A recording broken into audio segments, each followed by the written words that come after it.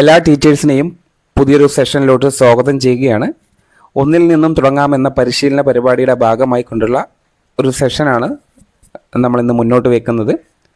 കൃത്യമായി പോർഷൻ ട്രാക്കറിലെ എല്ലാ പ്രവർത്തനങ്ങളും ചെയ്യുന്ന പ്രവർത്തകരാണ് നമ്മളെങ്കിലും പോർഷൻ ട്രാക്കറിൽ വരുന്ന ഓരോ അപ്ഡേഷനുകളിലും ഓരോ പ്രവർത്തനങ്ങളുടെയും മാറ്റങ്ങൾ നമ്മൾ തിരിച്ചറിയണം. അതിനനുസരിച്ചായിരിക്കണം നമ്മൾ ഓരോ എൻട്രികളും പോർഷൻ ട്രാക്കറിലേക്ക് രേഖപ്പെടുത്തേണ്ടത്. അപ്പോൾ ഈ സാഹചര്യത്തിൽ നമ്മൾ ഇന്ന് മനസ്സിലാക്കേണ്ട പ്രധാനപ്പെട്ട ഒരു ഭാഗം എന്ന് പറയുന്നത് ഡാഷ്ബോർഡാണ്.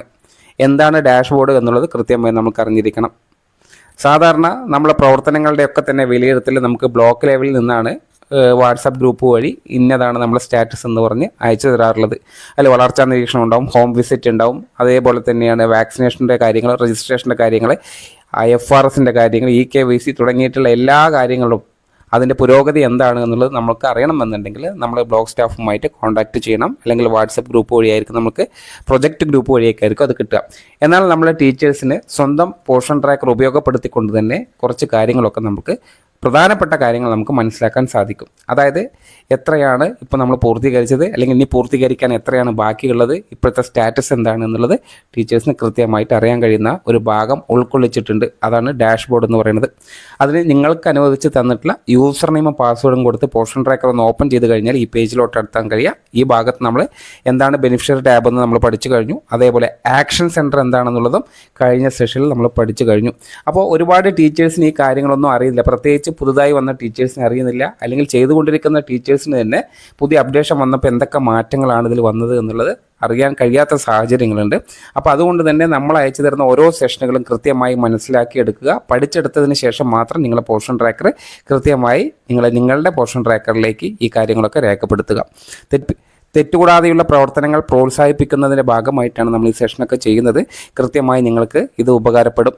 അപ്പോൾ എന്താണ് ഈ ഡാഷ്ബോർഡ് എന്നുള്ളത് ഞാൻ ആവർത്തിച്ച് പറഞ്ഞതാണ്. നിങ്ങളുടെ പെർഫോമൻസ്, അതായത് ഒരു മാസത്തെ പെർഫോമൻസിൻ്റെ ആകെ തുകയാണ് നമുക്ക് ഈ ഭാഗത്തു നിന്ന് കിട്ടുക. അതായത് ഈ ഡാഷ്ബോർഡ് എന്ന് കാണുന്ന ഈ നീല ആരോ മാർക്ക് ഒന്ന് ക്ലിക്ക് ചെയ്യുക. ക്ലിക്ക് ചെയ്ത് കഴിഞ്ഞാൽ ഡാഷ്ബോർഡ് എന്ന തലക്കെട്ടോടുകൂടി ഒരു പേജ് ഓപ്പൺ ആയിട്ട് വരും. ഈ ഭാഗത്ത് നിങ്ങൾക്ക് കാണാൻ സാധിക്കും ഇന്നത്തെ ഡേറ്റ് ആയിരിക്കും. അപ്പോൾ നാളെയാണ് തുറക്കുന്നതെങ്കിൽ നാളത്തെ ഡേറ്റ് ആയിരിക്കും നിങ്ങൾക്ക് കാണാൻ കഴിയുക. ഇന്നത്തെ ഡേറ്റിൽ ഡെയിലി ട്രാക്കിംഗ് എന്താണ് എന്നുള്ളത് കൃത്യമായിട്ടുണ്ട്. അംഗൻവാടി സെൻറ്റർ തുറന്നിട്ടുണ്ടോ ഇല്ലയോ എന്നുള്ള സ്റ്റാറ്റസ് നിങ്ങൾക്ക് കാണാൻ സാധിക്കും. ഒപ്പം അറ്റൻഡൻസ് മാർക്കഡ്, മോർണിംഗ് സ്നാക്സ് കൊടുത്തത്, ആക്ടിവിറ്റി കംപ്ലീറ്റ് ഉള്ളത് പ്രീ സ്കൂൾ ആക്ടിവിറ്റിയാണ്. അപ്പോൾ എത്ര കുട്ടികളാണ് അറ്റൻഡൻസ് മാർക്ക് ചെയ്തത് എന്നുള്ള ടീച്ചേഴ്സ് കൃത്യമായിട്ട് ഇന്നത്തെ ദിവസത്തെ കാര്യങ്ങളാണ് ഡെയിലി ട്രാക്കിങ്ങിലേക്ക് വരിക. നമുക്കറിയാം ഡെയിലി ട്രാക്കിംഗ് എന്ന് പറഞ്ഞാൽ നിത്യവും ചെയ്യുന്ന കാര്യങ്ങളാണ്. അതുകൊണ്ടാണ് അവിടെ അംഗൻവാടി തുറന്നോ ഇല്ലയോ എന്നുള്ളത് ആദ്യം കാണുന്നു. അറ്റൻഡൻസ് എത്ര പേർക്ക് മാർക്ക് ചെയ്തു, മോർണിംഗ് സ്നാക്സ് എത്ര പേർക്ക് മാർക്ക് ചെയ്തു, പ്രീ സ്കൂൾ ആക്ടിവിറ്റികൾ നമ്മൾ ടിക്ക് മാർക്ക് കൊടുത്തിട്ടുണ്ടോ എന്നുള്ളത് ഒറ്റ നോട്ടത്തിൽ ഈ ഭാഗത്ത് കാണാൻ കഴിയും. ഇനി ഹോം വിസിറ്റിൻ്റെ കാര്യം, ഭവന സന്ദർശനവുമായി ബന്ധപ്പെട്ടുകൊണ്ട് ഈ മാസത്തിൽ നമുക്ക് ആകെ വിസിറ്റ് എത്ര എണ്ണം ഉണ്ട്, അതിൽ എത്ര എണ്ണം വിസിറ്റ് കംപ്ലീറ്റ് ചെയ്തു, എത്ര എണ്ണം ഡ്യൂ ആയിട്ടുണ്ട്. ഡ്യൂ എന്ന് പറഞ്ഞാൽ ഇനി നമ്മൾ വിസിറ്റ് നടത്തേണ്ടതായിട്ടുള്ള ഗുണഭോക്താക്കളുടെ എണ്ണം അല്ലെങ്കിൽ വീടുകളുടെ എണ്ണമാണ് അവിടെ ഡ്യൂ എന്നുള്ള ലിസ്റ്റിൽ വരിക. അതേപോലെ ഗ്രോത്ത് മോണിറ്ററിംഗ് നവംബർ 2025 പ്രത്യേകം കൊടുത്തിട്ടുണ്ട്. അതായത് തനത് മാസത്തെ വളർച്ചാ നിരീക്ഷണം നമ്മൾ എത്ര എണ്ണം കണ്ട് പൂർത്തിയാക്കിയിട്ടുണ്ട്, അതിൽ എത്ര എണ്ണമാണ് നമ്മൾ പോർഷൻ ട്രാക്കറിലേക്ക് രേഖപ്പെടുത്തിയ കണക്കുകൾ മാത്രമേ ഇതിനകത്തേക്ക് വരികയുള്ളൂ. ചിലപ്പോൾ നമ്മൾ 20 കുട്ടികളുണ്ടെങ്കിൽ 15 കുട്ടികളുടെ വളർച്ചാ നിരീക്ഷണം നടത്തിയിട്ടുണ്ടാവും. പക്ഷേ 15 കുട്ടികളുടെ വളർച്ചാ നിരീക്ഷണം നടത്തിയത് പോർഷൻ ട്രാക്കറിലേക്ക് രേഖപ്പെടുത്തിയിട്ടില്ല എങ്കിൽ ഇവിടെ 0 ഒന്നായിരിക്കും കാണുക.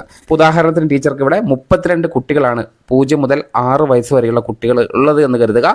ആ കുട്ടികളുടെ വളർച്ചാ നിരീക്ഷണം ടീച്ചർ നടത്തിയിട്ടുണ്ട്, പക്ഷേ രേഖപ്പെടുത്തിയിട്ടില്ല. അവിടെ പെൻഡിങ് എന്നാണ് കാണുന്നത്. അതേപോലെ തന്നെയാണ് Sam and under age children ആണ് കൊടുക്കുക. അപ്പോൾ നമ്മൾ ആ ഹോം വിസിറ്റ് ഒന്ന് ഡീറ്റെയിൽ ആയിട്ട് പോവുക.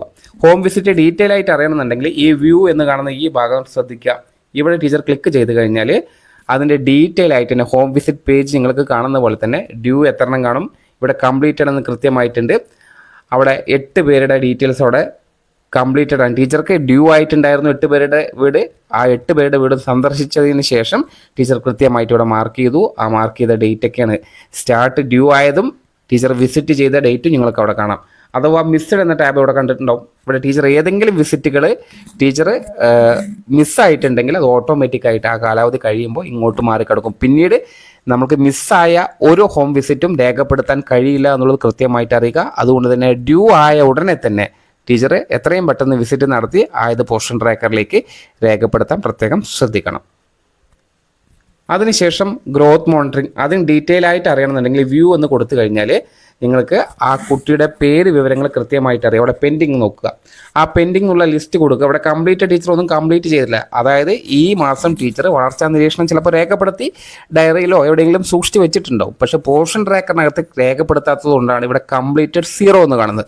ഇവിടെ ലെറ്റ്സ് ഗെറ്റ് സ്റ്റാർട്ട് എന്ന് പറയുന്നത് പെട്ടെന്ന് തന്നെ നിങ്ങൾ എൻട്രി ചെയ്ത് തുടങ്ങിക്കോളൂ എന്നുള്ളൊരു സന്ദേശമാണ് അവിടെ കാണുന്നത്. പെൻഡിങ് ലിസ്റ്റും തൊട്ട് നോക്കുക, 32 പേരുണ്ട് ടീച്ചർക്ക്. 32 പേരുടെ വളർച്ചാ നിരീക്ഷണം നടത്തിയത് ഇവിടെ രേഖപ്പെടുത്തണം. ആ രേഖപ്പെടുത്തുന്നതിന് വേണ്ടി ഓരോ കുട്ടിയുടെയും കാറ്റഗറി തിരിച്ച് ഇവിടെ പേര് സഹിതം അവരുടെ വയസ്സ് സഹിതം മാസം സഹിതം ഇവിടെ കൊടുത്തിട്ടുണ്ട്. അത്തരത്തിൽ മൃദുല എന്ന് പറയുന്ന ഒരു കുട്ടിയുടെ ഉദാഹരണത്തിന് വളർച്ചാ നിരീക്ഷണം നടത്തിയതാണെങ്കിൽ ഈ കാണുന്ന മെഷർ എന്ന് കാണുന്ന ഈ ഭാഗം ജസ്റ്റ് ക്ലിക്ക് ചെയ്ത് കഴിഞ്ഞാൽ ടീച്ചർക്ക് ഡയറക്റ്റ് ആയിട്ട് തന്നെ ഗ്രോത്ത് മോണിറ്ററിംഗ് രേഖപ്പെടുത്താനുള്ള പേജ് ഓപ്പൺ ആയിട്ട് വരും. അപ്പോൾ ഗ്രോത്ത് മോണിറ്ററിംഗ് നമുക്ക് ഏതൊക്കെ ഭാഗങ്ങളിലാണ് രേഖപ്പെടുത്തുക എന്ന് കൃത്യമായി ടീച്ചേഴ്സിന് അറിയാം. 3 തലങ്ങളിൽ ഗ്രോത്ത് മോണിറ്ററിംഗ് രേഖപ്പെടുത്താൻ കഴിയുമായിരുന്നു. ഒന്ന്, ഓരോ കുട്ടിയുടെയും പ്രൊഫൈലിൽ കയറി 3 ഡോട്ട് ക്ലിക്ക് ചെയ്ത് കഴിഞ്ഞാൽ അവിടെ നിങ്ങൾക്ക് ഗ്രോത്ത് മോണിറ്ററിംഗ് രേഖപ്പെടുത്താനുള്ള ഇത്തരത്തിലൊരു പേജിലേക്ക് എത്താം. അതേപോലെ തന്നെയാണ് നമുക്ക് നേരത്തെ ആക്ഷൻ സെൻറ്ററിലും ഗ്രോത്ത് മോണിറ്ററിംഗ് ഉൾപ്പെടുത്തിയിട്ടുണ്ട്, ഇപ്പോൾ മാറ്റിയിട്ടുണ്ടെന്നേ ഉള്ളൂ. പിന്നെ നമുക്ക് ഡാഷ്ബോർഡിലൂടെ കയറി പെൻഡിങ് ഉള്ള കുട്ടിയുടെ ലിസ്റ്റിനെ നേരെ ക്ലിക്ക് ചെയ്താലും ഇത്തരത്തിൽ ഗ്രോത്ത് മോണിറ്ററിംഗ് പേജിലോട്ട് എത്താൻ കഴിയുമെന്നുള്ളതാണ്. ഈ ഭാഗം ടീച്ചേഴ്സിന് കൃത്യമായിട്ട് അറിയാം. അപ്പോൾ ഈ ഒരു കുട്ടിയുടെ വളർച്ചാ നിരീക്ഷണം നോക്കുക, 23-ാം തീയതി ഒക്ടോബറിലാണ് ടീച്ചർ വളർച്ചാ നിരീക്ഷണം മുൻ മാസം നടത്തിയത്. അതിനുശേഷം ഈ മാസത്തെ ടീച്ചർ രേഖപ്പെടുത്താൻ പോകുന്നേ ഉള്ളൂ. അങ്ങനെ രേഖപ്പെടുത്തണമെന്നുണ്ടെങ്കിൽ ഈ കാണുന്ന ഭാഗത്ത് എൻ്റർ ഹൈറ്റും വെയ്റ്റും രേഖപ്പെടുത്തി പ്രൊസീഡ് എന്ന് കാണുന്ന ബട്ടൺ ക്ലിക്ക് ചെയ്തിട്ട് വേണം ഈ പെൻഡിങ് ലിസ്റ്റിൽ നിന്ന് ഈ കുട്ടിയെ കംപ്ലീറ്റഡിലേക്ക് കൊണ്ടുവരേണ്ടത്. ഇത്തരത്തിൽ 32 കുട്ടികളാണ് പെൻഡിങ്ങിൽ എങ്കിൽ 32 പേരുടെയും കംപ്ലീറ്റ് ആക്കാനുള്ള തയ്യാറെടുപ്പുകൾ ടീച്ചർ പെട്ടെന്ന് തന്നെ നടത്തേണ്ടതായിട്ടുണ്ട്. കാരണം ഈ മാസത്തിലെ അവസാനത്തെ ദിവസം കഴിഞ്ഞാൽ പിന്നെ ഈ മാസത്തിലേക്ക് പിന്നീട് നമുക്ക് എഡിറ്റ് ചെയ്യാനോ എൻ്റർ ചെയ്യാനോ കഴിയില്ല എന്നുള്ളതാണ് പറഞ്ഞു വരുന്നത്. അതിനുശേഷം ഏറ്റവും പ്രധാനപ്പെട്ട ഒരു ഭാഗമാണ് Sam and under rate children. അതായത് സാം കുട്ടികളെയും അണ്ടർ റേറ്റ് ആയിട്ടുള്ള കുട്ടികളെയും നമുക്ക് ഒറ്റ നോട്ടത്തിൽ തന്നെ കണ്ടുപിടിക്കാൻ കഴിയും. അതായത് ടീച്ചറുടെ സെൻറ്ററിലെ നിലവിൽ കറൻറ്റ് മന്ത് എന്ന് പറയുന്നത് തനത് മാസത്തിൽ എത്ര സാം കുട്ടികളുണ്ട്, എത്ര അണ്ടർ റേറ്റ് ചിൽഡ്രൻ ഉണ്ട്. ഇത് രണ്ടും അറിയണമെന്നുണ്ടെങ്കിൽ എന്താവണം, ടീച്ചറുടെ വളർച്ചാ നിരീക്ഷണം ഈ മാസം പെൻഡിങ് ഉള്ളത് പൂർത്തിയാക്കണം. പെൻഡിങ് പൂർത്തിയാക്കിയാൽ മാത്രമാണ് ഈ ഭാഗത്ത് ടീച്ചർക്ക് സാം എത്ര അണ്ടർ റേറ്റ് എത്ര എന്നുള്ളത് കാണാൻ സാധിക്കുകയുള്ളൂ. വളർച്ചാ നിരീക്ഷണം നടത്തിയില്ലെങ്കിൽ ആ കുട്ടിയുടെ ഹൈറ്റോ വെയിറ്റോ അറിയില്ല. സ്വാഭാവികമായിട്ടും ഹൈറ്റും വെയിറ്റും അറിഞ്ഞില്ലെങ്കിൽ ആ കുട്ടി അണ്ടർ റേറ്റ് ആണോ, ഒബീസ് ആണോ, സാം ആണോ, മാം ആണോ, നോർമൽ ആണോ എന്നൊന്നും തന്നെ ടീച്ചർക്ക് അറിയാൻ കഴിയില്ല. അതുകൊണ്ടാണ് ഇവിടെ 0 എന്ന് കാണുന്നത്. കാരണം ഇവിടെ 32 പെൻഡിങ് ആണ്, വളർച്ചാ നിരീക്ഷണം രേഖപ്പെടുത്തിയിട്ടില്ല. പക്ഷേ ടീച്ചർ രേഖപ്പെടുത്തി കഴിഞ്ഞതാണെങ്കിൽ ഇവിടെ കറൻറ്റ് മന്ത് ഈ മാസത്തിൽ ടീച്ചർ കാണാൻ കഴിയുമായിരുന്നു. എന്നാൽ പ്രീവിയസ് മന്ത് ക്ലിക്ക് ചെയ്യുക. ഇത്തരത്തിൽ പ്രീവിയസ് മന്ത് ക്ലിക്ക് ചെയ്തപ്പോൾ നമ്മൾക്ക് ഈ ഭാഗത്ത് സാം കുട്ടികളും അണ്ടർ റേറ്റും ഇല്ല. കാരണം കുട്ടി നോർമൽ കുട്ടിയാണ് ടീച്ചർക്കുള്ളത്, ഒന്നില്ലെങ്കിൽ മാം ആയിരിക്കും. എന്നിരുന്നാലും ഇവിടെ സാമോ അണ്ടർ റേറ്റോ കുട്ടി ടീച്ചറുടെ സെൻറ്ററിൽ ഇല്ലാത്തതുകൊണ്ടാണ് ഇവിടെ 0 എന്ന് കാണുന്നത്. അപ്പോൾ സാം ആൻഡ് അണ്ടർ റേറ്റ് ചിൽഡ്രൻ്റെ ആ പേജിനകത്ത് 2 ഓപ്ഷനുകളുണ്ട്. ടീച്ചർക്ക് കറൻറ്റ് മന്ത് അഥവാ തനത് മാസത്തിലെ സാം വിവരങ്ങളും അണ്ടർ റേറ്റ് ചിൽഡ്രൻ്റെ കുട്ടികളുടെ വിവരങ്ങളും അണ്ടർ റേറ്റ് കുട്ടികളുടെ വിവരങ്ങളും ടീച്ചർക്ക് അറിയാൻ കഴിയും. അതേപോലെ തന്നെ കഴിഞ്ഞ മാസത്തിലെ സാം കുട്ടികളുടെ വിവരങ്ങളും അണ്ടർ റേറ്റ് കുട്ടികളുടെ വിവരങ്ങളും ടീച്ചർക്ക് അറിയാൻ കഴിയുന്ന സാഹചര്യം ഡാഷ്ബോർഡിനകത്തുണ്ട്. അതേപോലെ തന്നെ ലോ ബേർത്ത് വെയ്റ്റ്, അതായത് ഏറ്റവും തൂക്കക്കുറവുള്ള കുട്ടിയെ കണ്ടെത്തുന്ന ലോ ബേർത്ത്, ജനന സമയത്ത് തൂക്കക്കുറവുള്ള കുട്ടിയെ കണ്ടെത്തുന്ന ഒരു ഭാഗമാണ് ഈ ഡാഷ്ബോർഡിനകത്തേക്ക് കൊടുത്തിട്ടുള്ളത്. അതായത് ഇവിടെ കൃത്യമായി 2 തലങ്ങൾ കൊടുത്തിട്ടുണ്ട്. ന്യൂ ബോൺ എത്ര എന്ന് കൊടുത്തിട്ടുണ്ട്, ലോ ബേർത്ത് വെയിറ്റ് എത്ര കൊടുത്തിട്ടുണ്ട്.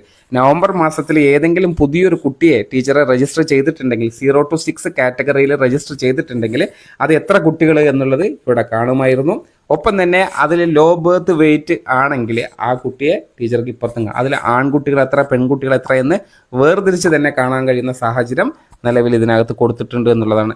അത് കൃത്യമായി പറയുന്നുണ്ട്. ഇപ്പോൾ ഈ ടീച്ചർക്ക് ലോ ബേർത്ത് വെയിറ്റ് ആയിട്ട് കറൻറ്റ് മന്തിൽ, അതായത് തനത് മാസത്തിൽ അത്തരത്തിലൊരു കുട്ടിയും ഇല്ല എന്നുള്ളതാണ്. അപ്പോൾ യൂഷ്വലി ഇവിടെ പറയുന്നത് ഒരു average new born usually weight in between 2.5 and 3.2 kg.